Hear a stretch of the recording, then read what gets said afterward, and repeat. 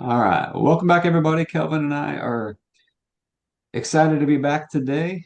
Hopefully, got some good topics for you. We're going to be talking about some things really as they apply to your health and fitness, but I think you'll see that these things can also be applied into a lot of other areas of your life as well. We're going to be talking about balancing consistency and variety in your life, in your health and fitness, your nutrition, your workouts, all those types of things, and also taking a more gentle approach and just the impact that can have.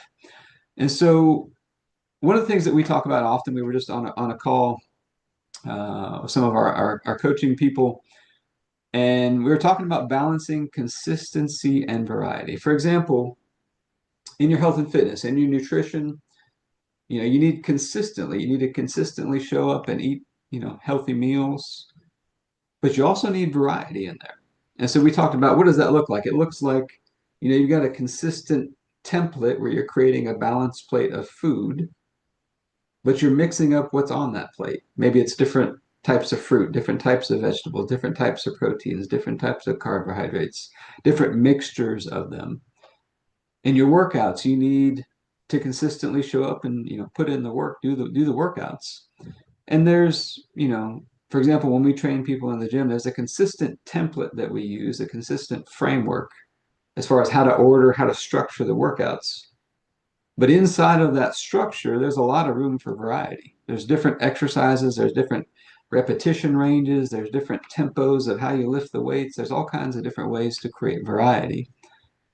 And I think you need consistency to keep you on track, to keep you in rhythm, to keep you being able to track your progress, for example. For example, in your workouts, you got to have some kind of benchmarks that you repeat every so often so you can see how you're doing. But you also need variety to keep it interesting, to keep it fresh. I think variety stimulates new growth and new progress when you get into plateaus, those types of things. And so you really need this balance of consistency and variety in just about every area of life. It's kind of one of those paradoxes of life, I think, that we all need. So, Kelvin, I don't know what you want to add to that, but Yes, Dan. It's it's certainly an area that, as a former athlete, I was always, pushed really hard to gain, gain, gain. Just you got to get better. You got to get better. And with what you're talking about, and what I've learned over the last 8 years with you is you can take a much gentler approach. You know, it's like as I've gotten older, there's certain things I haven't done on a regular basis. And I can remember I was in the gym with you one day and we were going to work on my jumping, which I can't remember last time I did that. And we walked up and I think you were at the 12 or 18-inch jump. And I kind of looked at it like, I don't think I can do that. And so what happened? We walked back to the floor. And so then I was able to do that. And I was able to do that very consistently, very gently. It didn't strain me, it didn't hurt me, but I took a very gentle approach.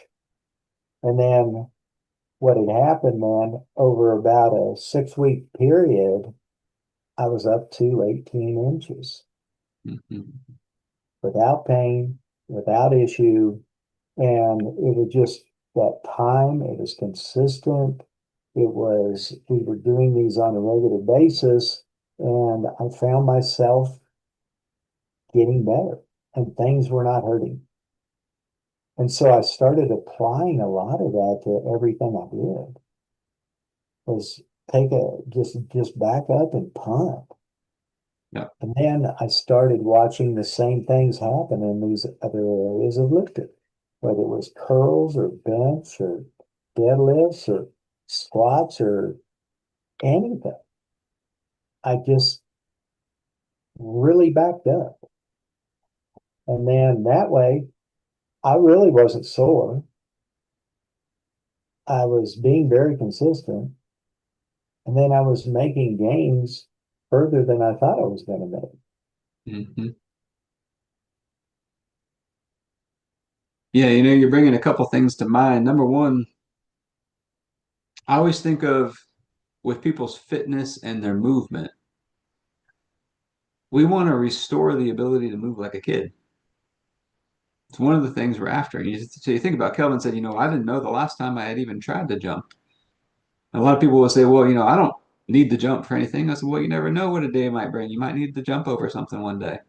And I've seen that. I've had clients in my gym that were 70 years old and needed to jump over something like a life or death situation and they got hurt. And you never know when you might need to jump. We want to restore that ability to move like a kid. Think about a kid. They run, they jump, they throw, they move, and they just got this, flexibility and pliability in their body. But how are you going to restore that? Number one, you got to be consistent. And we're going to have to move in a variety of ways that's going to, could be challenging at times, but we want to take a very gentle approach. And so I've found that it's very counterintuitive. There's a verse in Colossians that I always think about where it says the world promotes the harsh treatment of the body, and it looks like wisdom, but it's actually not wisdom at all. It's not God's wisdom. Okay, God's wisdom, wisdom from above, and James it tells us is gentle. Is one of the qualities of wisdom from above. It's gentle. And so I found if you'll take a more gentle approach with your body, you figure out what you can do safely. Let's say you got something that hurts or you got some kind of movement that you can't do or whatever it may be. If you'll take a more gentle approach with it, things will tend to go a lot better and you actually make progress a lot faster than you think you would. Yeah. But, the world has taught us a different way. The world's taught us to push, push, push, push, especially if you're an athlete like Kelvin and I were, you know, you got to push to get better every day. But really, I found the more and more I've kind of tinkered with it, the more we take a gentle approach, a humble approach, stay within our limits, keep some margin. Actually, the faster we make progress a lot of times. So like Kelvin was saying, I got totally, I could jump within, what was it, 6 weeks or, something like that. And so I had an example of a guy who was in my gym, and I've been able to repeat this a number of times with clients. He was having really bad knee pain and been going on for a long time. He tried a bunch of different stuff to get it better. And so I said, all right, let's check out some step ups. We're going to step up onto a box. And on his good leg, we could do an 18-inch step up. So he could step up onto an 18-inch platform on his good leg. On his bad leg, he tried to step up on that 18-inch platform and he could do it, but you could see the pain in his face. He's grimacing, he's got the pain face going on. And I'm like, all right, I think we need to cut it back. And he's like, no, no, I can do it. I can do it. And his mindset was, I got to push through it. I got to grind through it. But I've learned enough doing this with people to know that that was not going to get him better. It was just going to reinforce the pain even more. And so what I've learned is if you try to push and force your way through that pain, the body just constricts more on you. It's like it walls it off and won't let you do that movement any better. But if you'll take a more gentle approach and you'll figure out what you can do, kind of like Kelvin was saying, we started with, a much lower box. If you figure out what you can do, the body will expand very quickly. It'll give you more. And you'll get out of pain. You'll be able to restore movement. And so we started in his case, I think on a 4 to 6 inch box, kind of like Kelvin was saying, on a 4 to 6 inch platform. And over time, we built that up. And within about 6 weeks, he was able to do it on an 18-inch platform with both legs. And throughout the whole process, pretty easy, really, not painful. It was gentle, but his body kept getting better and better. And I've seen it over and over with clients. If you just figure out what can you do safely, gently, it has just a restorative effect. And the body just gets better. It expands, it grows. But we've been taught this way of trying to force our way through things and effort our way through things and grind our way through things. that the more and more I've looked at it, it's not wisdom from above. It's wisdom of the world. So, Well, Dan, and another thing you were talking about is why do we do this? Well, we want to keep our temple hmm in shape. We want to keep our temple functioning at the best it can do. We only have this one body. yeah, And I just know that I've had a couple times over the last 8 years where I have fallen, just tripped, slipped, done something. And I remember one time I was at my daughter's house and I was doing my dailies, some push-ups. I was doing these other things that we've been talking about today. And the top of my foot just kind of hit the next step very unexpectedly. And here I am going straight down. And the next step is coming right here at my face. And very quickly, I was able to put my hands out, catch myself, and slow myself down before my face impacted the next step. yeah, And that was one moment that I was just praising God that, hey, I'm glad that I've been working on movement, working on some strength, working on things so that when I had no idea I was going to need it, my body just went and reacted before I could think. yeah, What if you're opening a door and the wind catches it? Instead of hurting yourself, yeah, you've actually kind of can control it. yeah, So that's kind of our tip of the day. We're just trying to get you to where are you doing movements? Are you doing some strength? Are you doing things that are hmm keeping your tempo so that when the unexpected hits, it's got a pretty good shot of coming out good on the other side. yeah. Well, after training a lot of people for a lot of years, and a lot of them in their 60s, 70s, 80s, or some above that, I can see, that there's chronic joint pain where, people just have aches and pains, and the gentle approach is definitely the path that works the best for that. But one of the things ultimately is we take that gentle approach, like why was Kelvin jumping? How old were you when we were jumping? 60, 61. 60, 61. And he's like, I haven't jumped in years. Like, why are you making me jump? Why are you making me jump? Like, what's the point of this, right? What is this going to do for me? And the thing is, I've been around it long enough and I've trained enough people in their 60s, 70s, 80s. I've trained a lot of them where I've seen it over and over that the thing that they're not prepared for is speed because they don't do it anymore. They're not prepared to jump. They're not prepared to catch the wind blowing the door open. I've seen a guy tear his rotator cuff because the wind blew his door open and he tried to catch it and tore his rotator cuff. I've seen somebody get hurt because the shopping cart at the grocery store started rolling away and they tried to catch it and run after it and they got hurt. I've seen people try to have to jump over things or start to slip and fall or trip on something and not be able to catch themselves.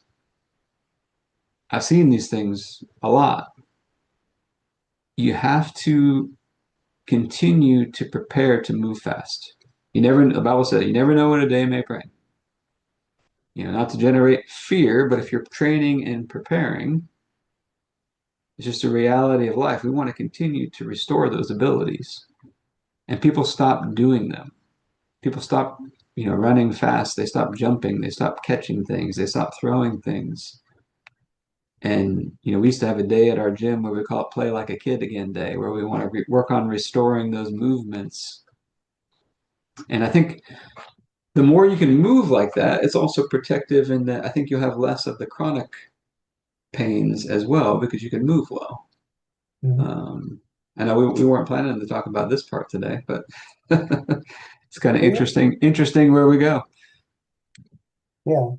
Well, I think at the end of the day, we want to be very encouraging that, Yeah, we've got this body, this temple. and it's the one and only one we got for the rest of our life. And, Yeah. you know, I just see people settle for what's coming. Yeah. They just settle. Oh, it hurts. Okay, I'm not going to walk anymore. Oh, it hurts. Oh, it hurts. And I'm not talking about folks that have really injured themselves or disabled, things like that. I'm simply saying, what can you do? Yeah. As you brought it up in the beginning. Yeah. And a premise I just try to work forward every day and waking up is I start my day off with that routine, and I get my motions going. I get my movements going. I get into the gym. I get into walking. I get in, what can I do? Yeah. And when I do what I can do, then I'm keeping what I have functioning very well. Hmm. And then it gives me the ability to do what some people might consider some extraordinary things. Because literally 2 weeks from today, I will be up in South Maine doing a 110-mile hike with a 30-pound backpack for 110 miles. Hmm. And but it didn't start out that I just did a lot of crazy stuff. I just used the same philosophy of doing a little bit every day, very gently. And Hmm. I worked my way up very gently. Well, and I think that's the general encouraging idea we want to get across today is what can you do? Kelvin hadn't jumped in a long time. We started really small, Mhm. but he started to progress.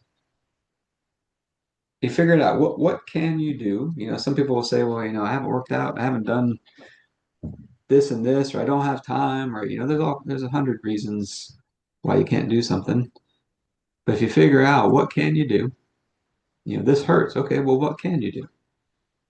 Mhm. What can you do? Start there. I think you'll be amazed if you'll start there and you'll take a consistently gentle approach. So you're both consistent and you're gentle. Mhm. I think you'll be amazed at where it will lead you. If you just keep showing up and you do it in a gentle way, use that wisdom from above, that gentleness from above, and just keep showing up. Keep executing those things that you can do, that you know to do. It's pretty amazing what happens. Yeah,